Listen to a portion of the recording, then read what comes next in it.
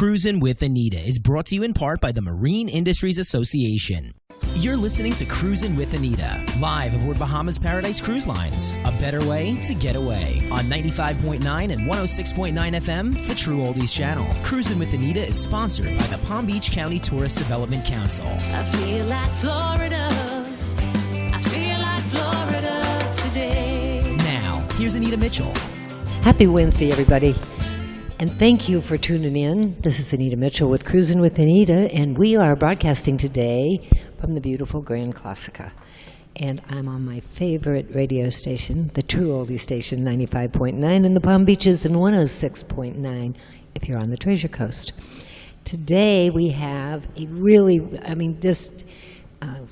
don't move the dial, because this is going to be a short 30 minutes. I can't even get started. Today we have Kingsley Guy, who a lot of you may remember for many years, 35 I think, was the senior editor at the Fort Lauderdale Sun-Sentinel and a fabulous journalist, well known throughout the country actually, and has now authored 3 books and is had such a distinguished career, starting with even before the Sun-Sentinel, which I hope he's going to tell us about. But more than anything, I have finished his last book. I've got the other 2, Queen of the Heavens, which is all about Egypt and it's fiction. But his last book is called Piercing the Veil, A Skeptical Journalist Discovers Unseen Worlds. And I'm here to tell you, I couldn't put it down. So, and on top of it, my daughter did the foreword. So kudos to Kimberly, but welcome to you, Kingsley Guy. It is an honor to have you here. And I'm going to start with, I don't even know where to start with you. You've got so many things. I think I'd like to have you kind of, in a nutshell, tell me about Piercing the Veil, with a skeptical journalist's discovery of unseen worlds. Well, it is a story about a spiritual journey I entered on. That journey actually began, I didn't even know it, I was on it, but it probably began in my 20s. About 32 years ago, I discovered I had an addiction problem to alcohol, and I'm being very upfront about it in the book. And the way that I dealt with that, and the way that many people who deal with addictions, is to go on a spiritual journey. You bet. And good for you. Yeah, and the journey I went on to took me to some amazing places throughout the world, amazing states of consciousness, witnessed events that seemingly defied the laws of physics.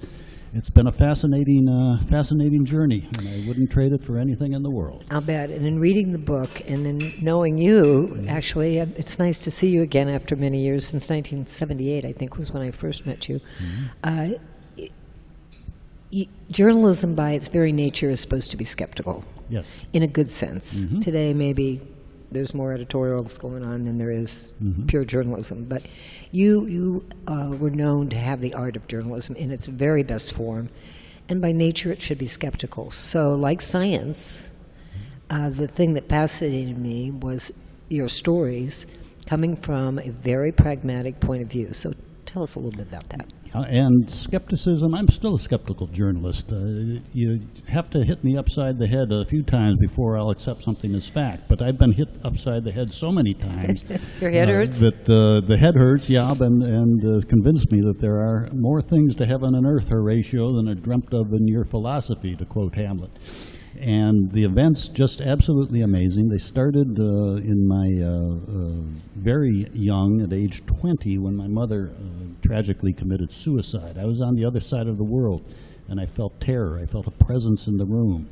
I had no idea that this had happened, and received a phone call from Cleveland telling me about that. I'm on the other side. I'm living in South Korea. I'm a student in South Korea. She's in Cleveland, Ohio. What was that connection that we had?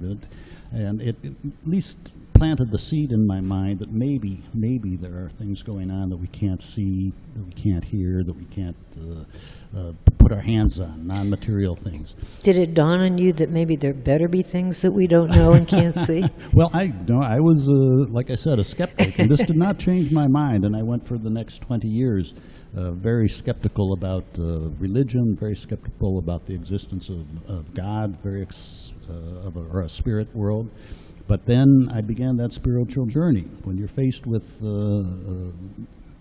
life or death, as I was, and dealing with an alcohol addiction, what was the choice? I said, hey, I'm going to give this a shot. And I began my spiritual journey. It took me to India, took me to eventually to Egypt, took me throughout the world, and like I said, to many, many different states of consciousness, one of which the state of consciousness known as samadhi. And that was a state that I talked to Edgar Mitchell, the astronaut, about. Know him well. Know him well. He entered that same state on the way back from the moon. And we had, is it like a nirvana? What yes, does that state? The Buddhists would call nirvana. Samadhi is the state where the veil between the dimensions, the veil between the individual consciousness and cosmic consciousness vanishes. I describe it in the book and also in the novel, because the novel I wrote, I took some of these spiritual experiences that I had and fictionalized them, but I described it as well, I could state, I felt like I wanted to stay in this state for eternity, and then realized I was eternity. And it changes the whole concept of existence. I think it changed Edgar Mitchell's concepts. It launched him on the scientific investigation of the spiritual experience. And it's just a state of mind that passes all understanding, but gives you, or gave me, the recognition, the realization that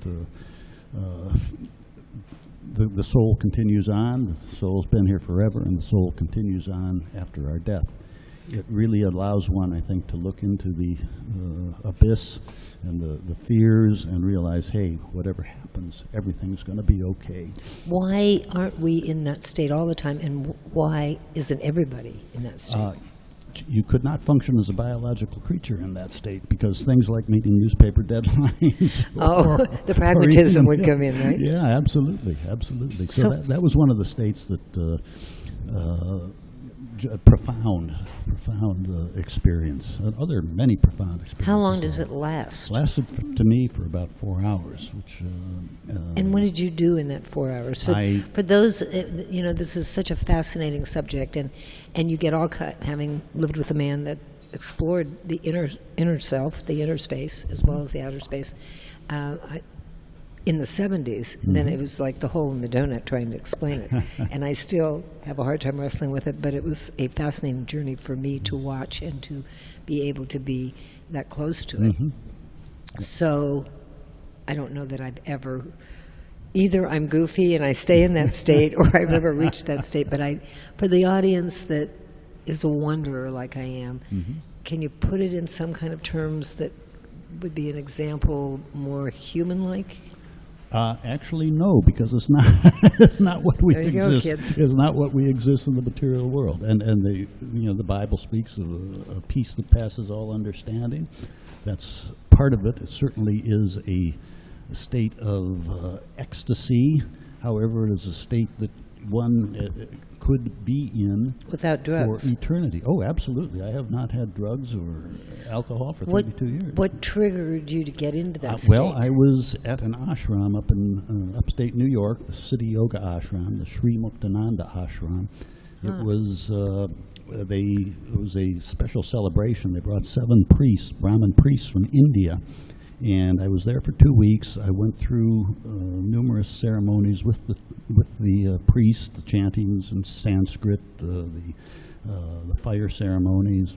I got back to Fort Lauderdale, and the next day, wow, that's a journey. Yeah. That's being from outer space to inner space for sure. Yeah, the next day I entered that state, and it was preceded by some anxieties, but I read later that the anxieties are natural when you enter that state, because the veil between the material world and material consciousness and cosmic consciousness drops, and you don't quite know what's happening.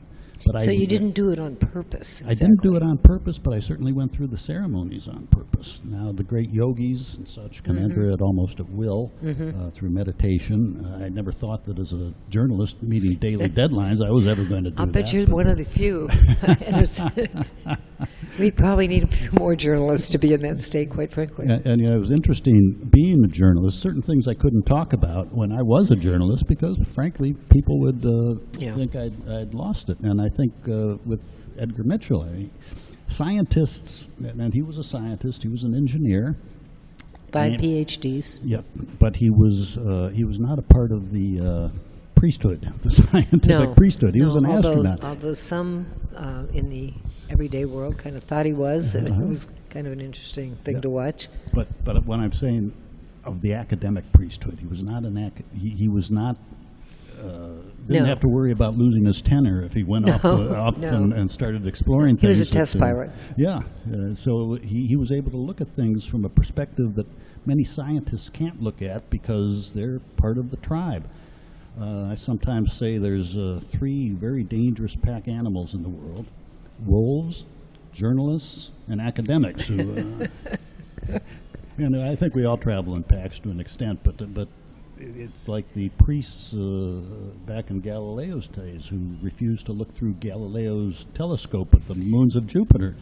And I think a lot of academics today refuse to look at things that Edgar would look at or that I deal with in the book. And I couldn't talk about these when something that people would relate to is Columbus. In his day, the world was flat, and if you went out too far, those ships would fall off the earth, so nobody was going to finance him, certainly. And today, maybe we still have flat world thinking. I think we do in many ways. As I quoted Shakespeare, there's more to heaven and earth, Horatio, than is dreamt of in your philosophy. And a lot of scientists will not look through the telescope at some of these things that happened, materializations of things. I know Edgar had some experiences of I actually was an observer of some, Mm-hmm. having had him bring Uri Geller here. Yes. Which, I'm from Medina, Ohio, which is about 28 miles from Cleveland, Ohio. Which is where I'm from, yes. Exactly. So we watched the corn grow. And the next thing I know is I'm watching Uri Geller dematerialize things. So it was hard to explain back in Medina to my mother.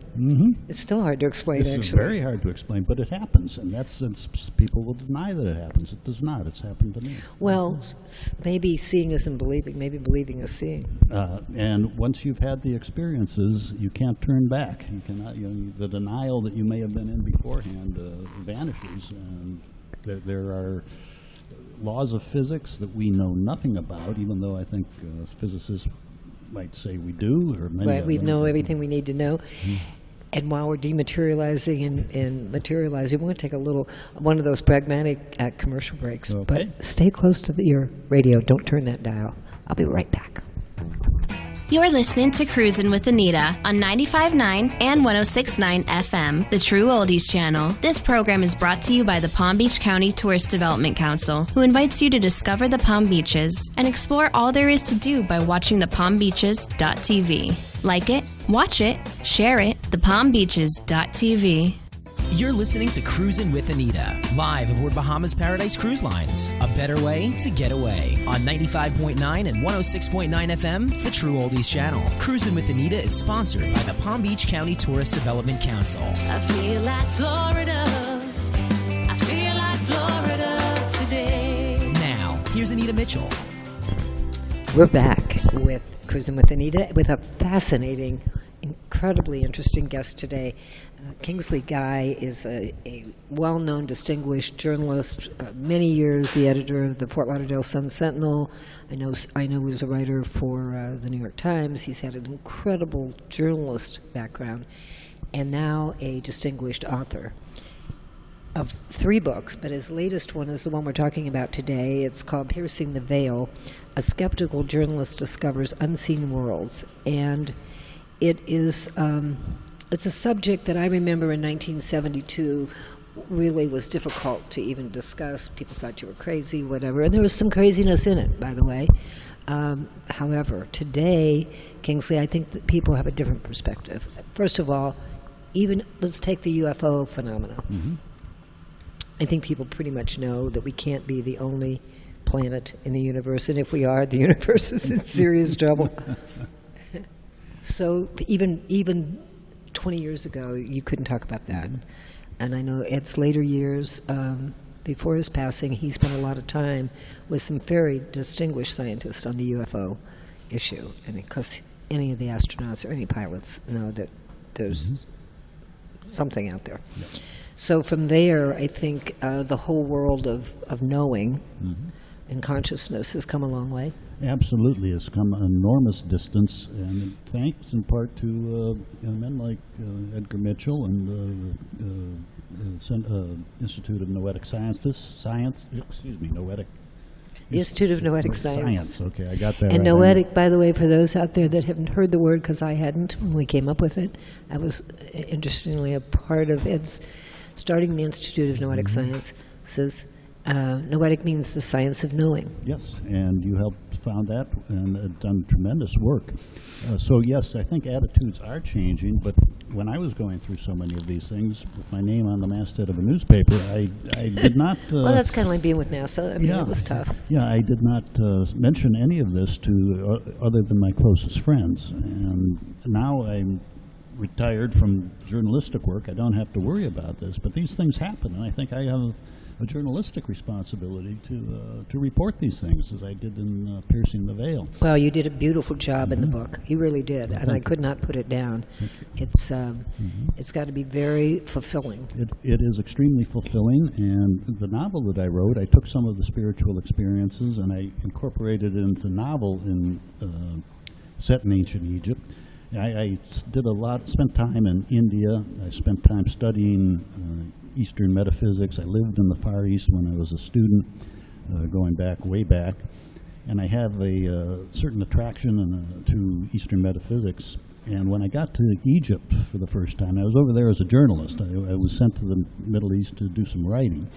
And I had some vacation time. I went to Egypt, and I noticed the similarities between ancient Egyptian myth and ancient Egyptian spiritual thinking that is obvious in the iconography and obvious in the mythology to that of India. And that's, I took my knowledge of India, kind of translated it into ancient Egypt and tried to really put people into the spiritual setting of what was going on back then. Too often we look at ancient Egypt and we think the characters are like the statues carved in stone. No, these were people with a deep, deep sense of spiritual sense, where spirituality wasn't a part of life, it was their life. And I remember standing in the ruins of the Temple of Karnak, and I'm feeling we've advanced technologically over the decades, over the millennia, but we really have not advanced when it comes to our understanding, our spiritual understandings. I think there is a spiritual transformation taking place in this country, certainly. There better be.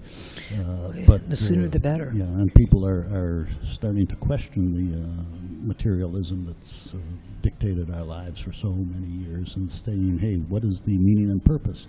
What is the spiritual dynamic that we're missing in the 21st century? And I think some of the old wisdom is being rediscovered. As a matter of fact, Kimberly Mitchell in the foreword says that her father, Edgar, trying to use his scientific background, but to merge the sciences with the wisdom of the ages, the power of science with the wisdom of the ages. Well, Einstein did a little of that in his later years, and I think, or at least my understanding is that his next frontier was going to be consciousness. It was going to be noetic. Yeah.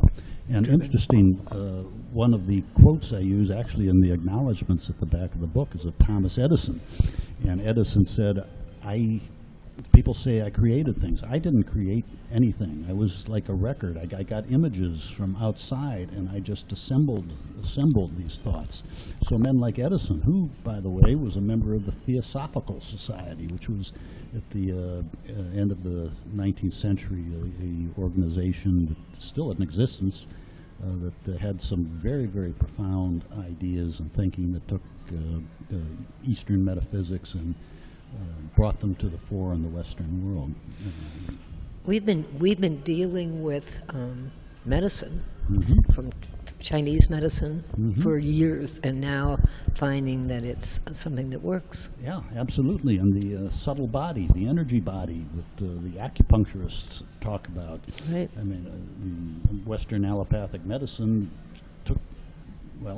many doctors still won't recognize that as existence, but acupuncture works. Yes, it does. My son quit smoking with acupuncture, and it does work. Yeah, and some of the movement of the Kundalini. Which is, I experienced that, and I deal with it in the book. the movement of the energy up the spine, and felt like my spine expanded, or my chest expanded to double the size. And if I hadn't known what was going on, I'd have thought I was in dire straits, and I'd called the doctors. They'd have studied me and done tests. And Good chiropractors know that, though. yeah, they do. They know that the spine is the center of health. I mean, that's nothing that's new. I remember that Ed started with Kaiser Hospitals, actually, and then the Menninger Foundation, where they started biofeedback. And I've used it in 2 surgeries. Had less medicine, less of a sedative, healed faster, and right here in West Palm, one of my surgeons. Yeah, remember when Nixon went to China? James Reston, the great journalist James Reston, was with him, and he had an appendicitis attack. And he was operated on in a hospital in China where they used acupuncture as the anesthesia. And he wrote about it in a column for the New York Times, and this was one of the first times acupuncture really was brought to the public fore. Yes. Wow, that is fascinating. Let's get to today. Your journey. What's your next journey? Well, my next journey, I'm working on an Egyptian, another novel, kind of takes a place where this novel leaves off. But I'm also, of course, Piercing the Veil is coming out, so I'm doing, trying to publicize Piercing the Veil. And by the way, let me just say, you can get it on Amazon and local bookstores. Not yet in the local bookstores, but you can get it on Amazon, and you can get Queen of the Heavens, the novel, is in the library system. But Piercing the Veil is available, and the color illustrations in it are beautiful. It will also be available in black and white and on ebook form. I purposely kept the book short, and I just put about 30 different vignettes in it on my spiritual journey, and I don't know that people are reading long books anymore, but this just hits them. Well, their attention 1, 2, 3, span and certainly 4. isn't long anymore. But I have to say this, to the audience, take the time, go on Amazon, Piercing the Veil by Kingsley Guy. It is a short read. It'll take you maybe an hour and a half total. But it's so well worth it. And I picked it up I first started reading it, as most people do, a lot of people do, before I went to sleep.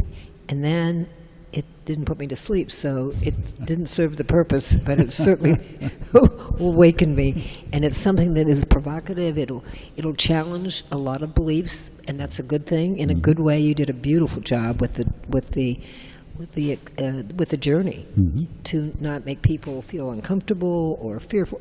It's a really profound piece of writing, Kingsley, and I thank you for being part of something that is a frontier still. Yep. Well, thank you very much. I appreciate it. So tell me this. I know the big thing is to do the book, but what do you do to relax, or do you? Right at the moment, there hasn't been too much relaxation. But what do you like to do?